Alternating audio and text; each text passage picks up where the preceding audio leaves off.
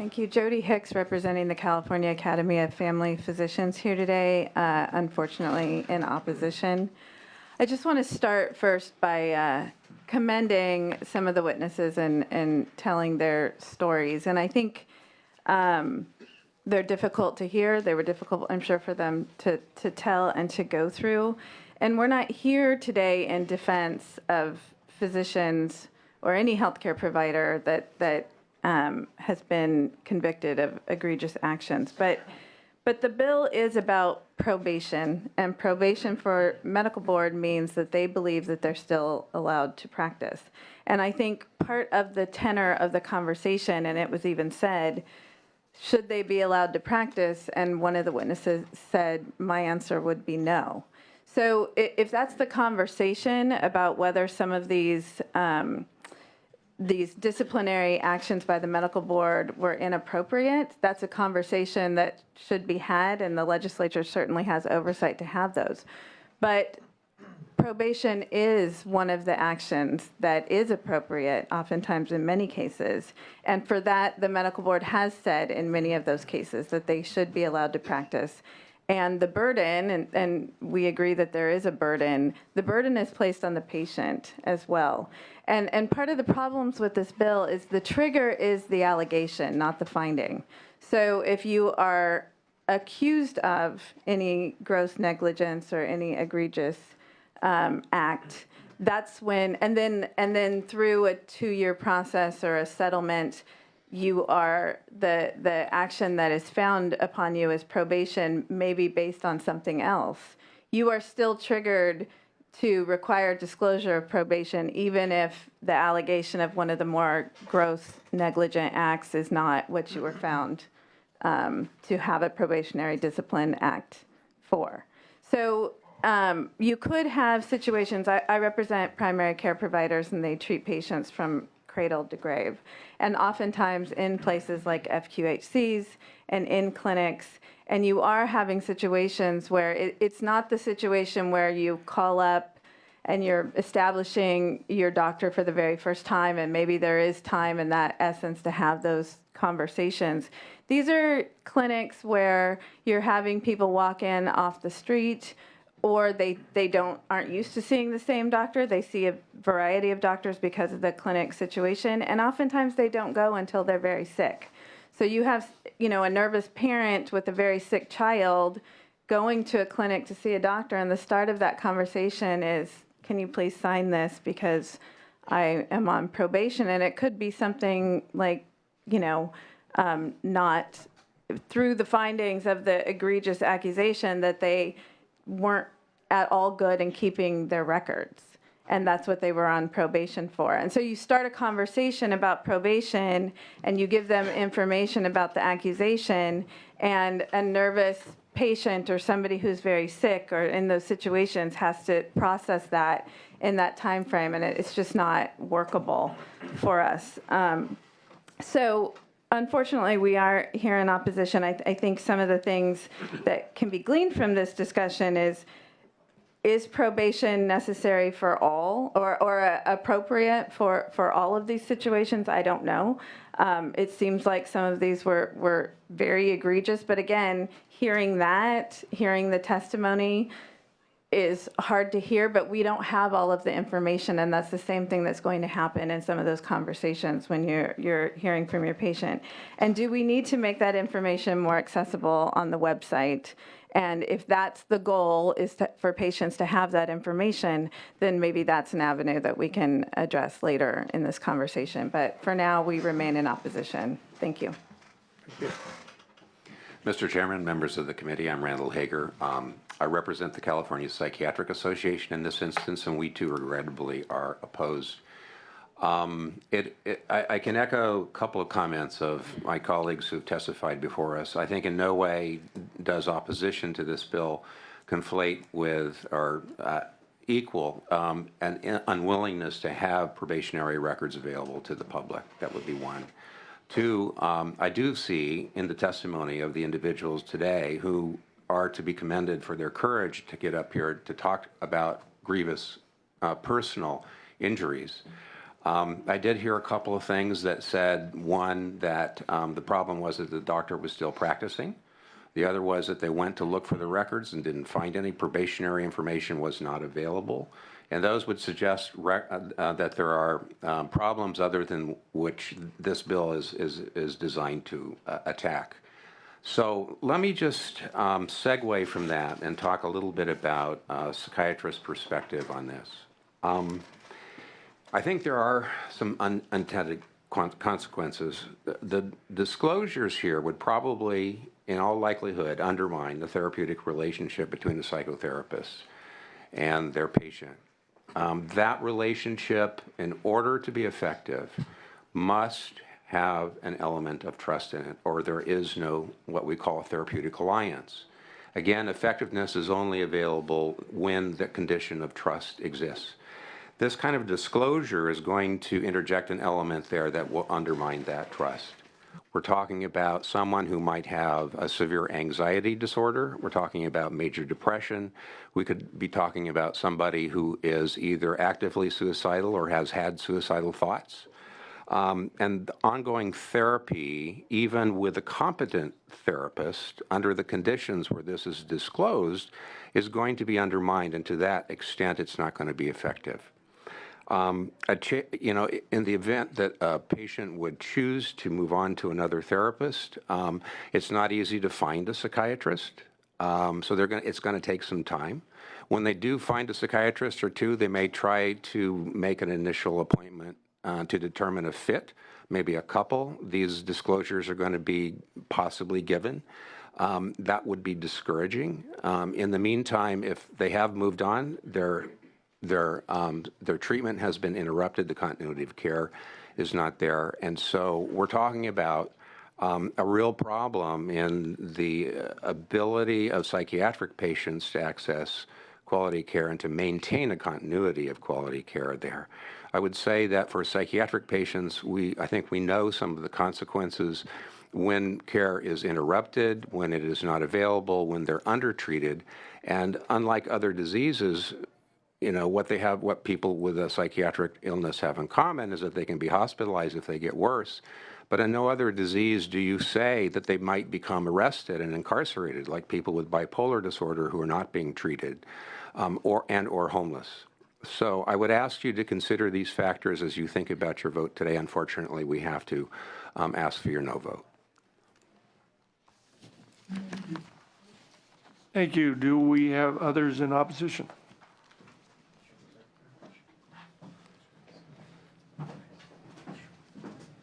Yeah, again, very briefly here.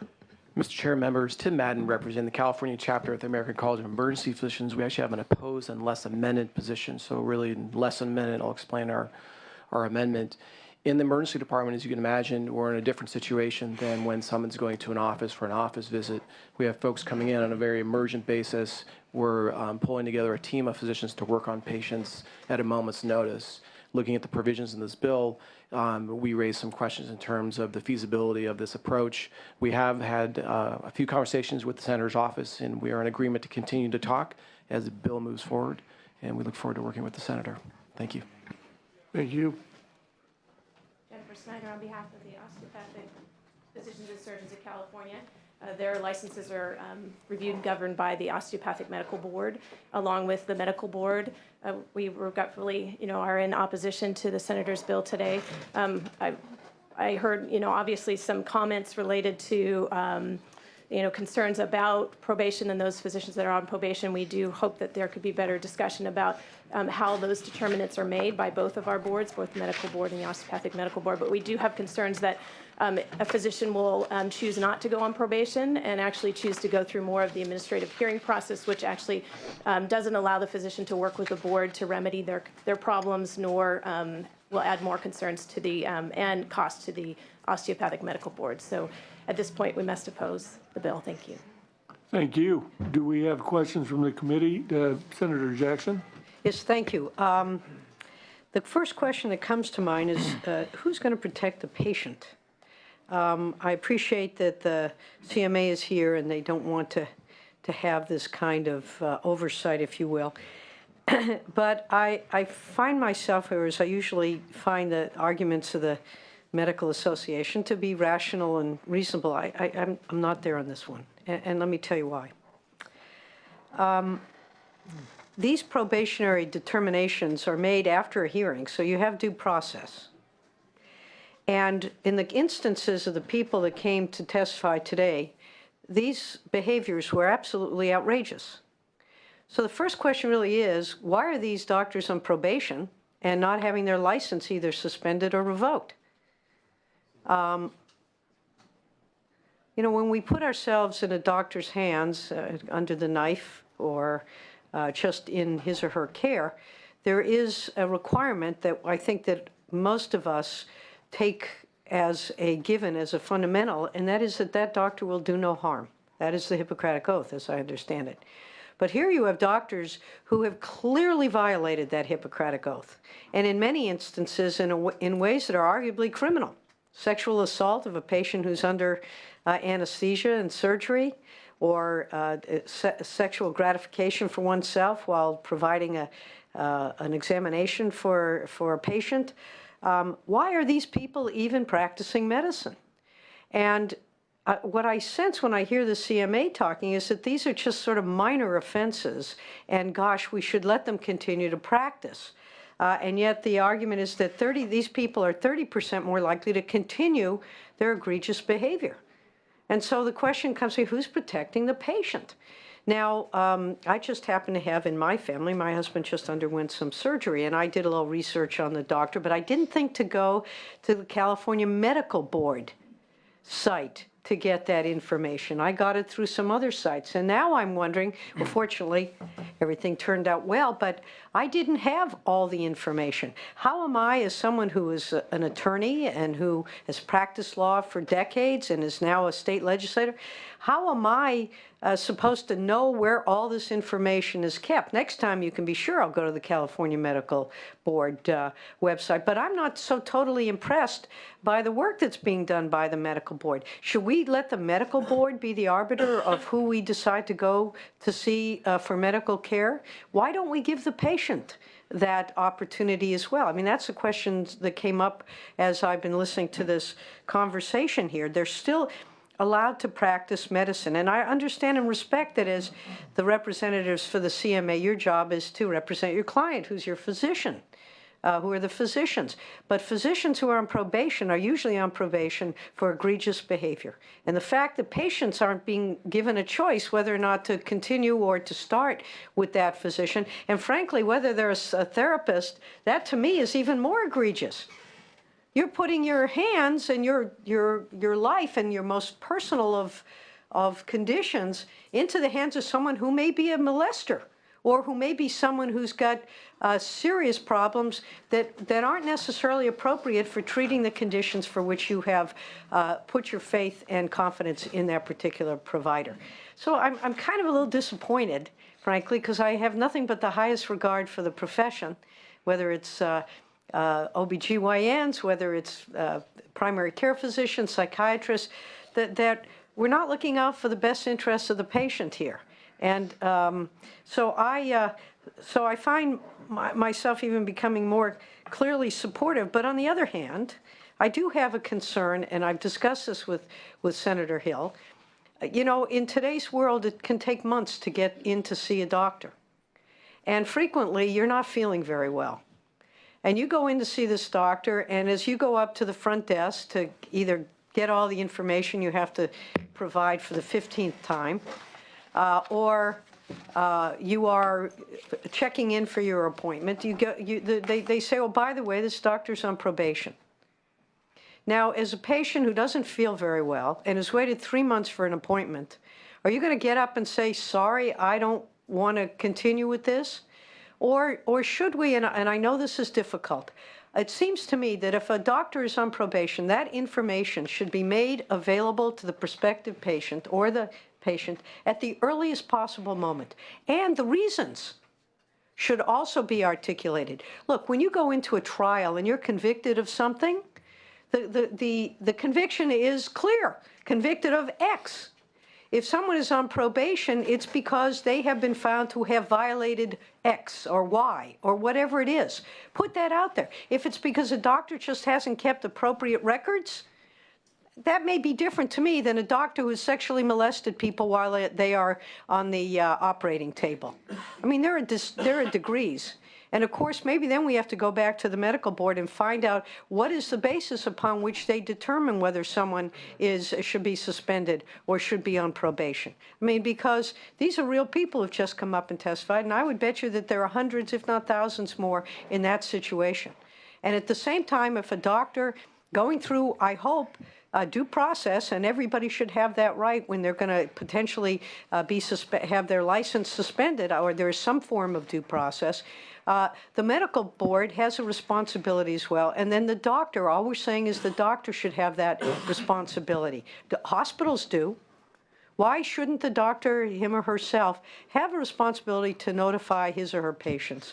And I would suggest and ask, as this bill moves forward, we've got to do something, because you're going to have people, they've waited so long, they feel so bad, they're desperate. And in an emergency situation, usually if you're in the hospital with an emergency, you don't ask the doctor where he or she went to medical school. You say, fix me, help me, I'm in an emergency situation. But when you have a choice, and even then, I hope that the hospitals where that person is practicing has done its due diligence, because it would otherwise have liability. Do the doctors in these circumstances have liability when they're on probation? Is it worth anything? Are they able to get insurance? I mean, who are these people who are continuing to practice medicine? I think the patient has a right to know. Well, thank you, Dr. I'd like a response. Okay, I appreciate the opportunity. And, you know, I think you articulated some of the things that we have said, which is this legislature that has charged the medical board with the protection of patients by But not, assessing. excuse me, but we don't necessarily relinquish all our authority to any board of any kind if we don't feel that they necessarily should be given 100% responsibility. They get their power and their authority from us. Yes, and that is a conversation that you have the opportunity to have during Sunset Review next year. It's coming up, but the question in the bill is whether physicians should be required. I definitely heard where you are, but I did just want to point out a couple things as it relates to just the mechanics of this. Those physicians who are on probation because of a stipulated settlement have not had a hearing. Well, but they've and got to the- stipulate, look, I'm a lawyer. You're not going to persuade me. They have agreed to this because in weighing the pros and the cons, they feel that the stipulation is a better result than if they proceed with a hearing, or they proceed to go to judgment, if you will. So Well, there are a lot of reasons why they might decide that, including, you know, the cost that it takes to mount the defense, and they may decide that the time away from practice, you know, they just want to get it taken care of. We don't know what rationale they're basing that strategic determination on. However, the language of the bill does not specify that it's only those instances that are going to hearing. And so what is required of the notice is, again, the allegations. It's the charge. It's so they may be stipulating to things that are not, you know, not completely stipulating to all of the allegations or accepting fault for all of the allegations. But what is provided in the notice are all of the allegations. So it's based on the charge as opposed to a finding of fact. well, can there be something, I understand, if the intent, I don't believe, is to take 100 allegations and then to, regardless if you stipulate to one or two, that all 100 are the information that has to be provided. May I inquire of Senator Hill if that is correct? In terms of what, the process is that? No, if there is a resolution, you're alleged to have, let's say, done something with 15 patients, you stipulate to that inappropriate behavior with 3, and there's a stipulation. When you then have to notify the patients, you notify them. Well, if it's 3, it's whatever the stipulation, whatever the end All right. result of the settlement or the process is. It's not the allegations. Okay. It's at the end, the final determining decision. So as long as that's clear, so go on, I'm sorry, to the next one, if you would. Well, If I I'm think that through was the really chair. the extent, but the language does say that the notification is required based on the allegations. Okay, so would the senator That's take? clear, Okay, absolutely. very good. Thank you. All right, thank you. Senator Block, you got a question? Yeah, thank you, Mr. Chair. Let me put my comments or questions in the context that we all know that the vast, vast majority of doctors provide an incredibly important service to our communities, to our constituents, and to us, and that this is a very, very small percentage of doctors. And yet we've seen the harm that this very, very small percentage can do. We've heard about that from witnesses today. We've read about that in the Consumer Reports article. Thank you for providing that, Senator Hill. So with that as the context, we're just talking about a tiny percent. Let me say this. First of all, the comments about psychiatric, the therapeutic relationship between psychiatrist and patient needs to be one of trust. So let's not tell the patient. Right, that's. That just boggles my mind. I mean, frankly, I couldn't believe you said that, but let's put that one aside. To me, for all of the arguments, the very rational arguments that Senator Jackson made and that Senator Hill has made in his presentation, it really comes down to this. Sometimes we get so caught up in being legislators up here, we don't look at common sense. Sometimes there's so much of a battle in this community between the people on one side and the people on the other that both sides can kind of lose track of a very, very simple issue. What I want to know, a physician I'm going to see is on probation. Would I want to know that before I saw that physician? Would I want my family members to know that before they saw a physician? Would I want my constituents in San Diego to know before they saw physicians that that physician was on probation? Would the CMA folks want to know if their family members were going to see a physician if that physician were on probation? To me, that's real simple. And the answer's got to be yes in each of those cases, no matter what people might say today. We all want to know if the physicians we're seeing are on probation. I mean, okay, I guess I have no question. I guess I just want to make clear my position on this. Well, thank you, Senator Block. Do we have any other questions? Senator Wachowski?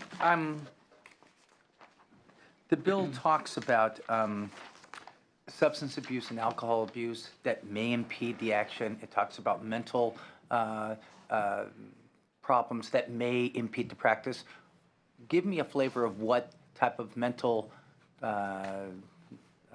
conditions that a physician may have that wouldn't fall into this, or alcohol abuse or substance abuse that wouldn't potentially impede their practice. Well, the thing that wouldn't impede their practice is if they were found guilty of fraud, or not fraud related to they sold a home and it was found to be that they didn't correctly, or they got a loan and didn't correctly put the amount on the loan. So they were arrested for fraud, and that was outside of the medical practice, or something that is not actually pertaining to the practice of medicine. Maybe shoplifting wouldn't be included in this. Maybe unprofessional, whether that would rise to that level, I don't think it would. So it's those things that just could impede their ability to practice medicine. And that's what we're talking about, substance abuse problems. I'm sure if they had gross negligence, the indication was if they didn't keep their records correct. Well, that probably would be a problem if it were gross in terms of that. They didn't keep accurate patient records in a way that would protect the patient in the long run. But if they just made some minor errors and issues related there, it wouldn't rise to that level. Yeah, So, I guess the concern that I have is a physician who has some mental illnesses or that has some substance abuse that seeks assistance, and that becomes part of a review that is not linked directly linked with the practice of well, medicine. and I hear, and Senator Galgiani has a bill that will be hopefully coming to this committee in the next couple of weeks related to that issue of taking a physician that does not have, has not harmed a patient and it may be in a setting that is identified as a substance abuse problem, and in that setting, they could receive the help and assistance without going through directly the medical board and provide that. That would not be part of this because there's not a definite or defined probationary status that was determined from that. Yeah, I think one of the things that the opposition has raised, this is second guessing or challenging of the determination made by the board. You know, you hear these stories and you say they decided to go for probation. And I guess the common sense, maybe the typical legislator would think that person should have been suspended. So I know that that's a different question that is a concern. The concern, and I hope that when we do the sunset review, that we look at those triggers, because a lot of the red hot examples are something that if the person would have been suspended, they would have never had any other infractions. But generally, as we've seen, the example that I raised earlier, this Dr. Vu in Orange County, he was kind of identified as being responsible for 16 deaths. But yet the medical board and the attorney general concluded that, well, we can find, and he agreed to 2. And in that 2, he received 5 years probation. So it's whatever the settlement is certainly something better than what as Senator Jackson said, what could have been the outcome if you would have taken it to its full extent. But whatever that outcome is, then should be, I believe, told and made available to the patients before seeking care, before getting care. Yeah, and finally, the interpretation of the language in the bill of whether the allegation has to be disclosed versus whatever that finding of probation should be very clear, because as any lawyer would do, you throw the kitchen sink at people if you're upset about something, and some of the allegations could be wild as far as if they were convicted of that, and that's not what the board reviewed, and that's not what went on, and I don't want to see that sort of witch hunt occur in here where people are just, it turns into a whole cottage industry on allegations, and even if it's only 500 or 600 folks, so. And we're looking at it, and if I could, in terms of the emergency room physicians and the doctors within the hospital setting, we're going to work with them and develop some language that will resolve that issue. And we'll look at the interpretation and make sure that the language is clear on what this is intended to be related to, and at what point in that process, that due process would be disclosed at the time. Well, thank you, Senator.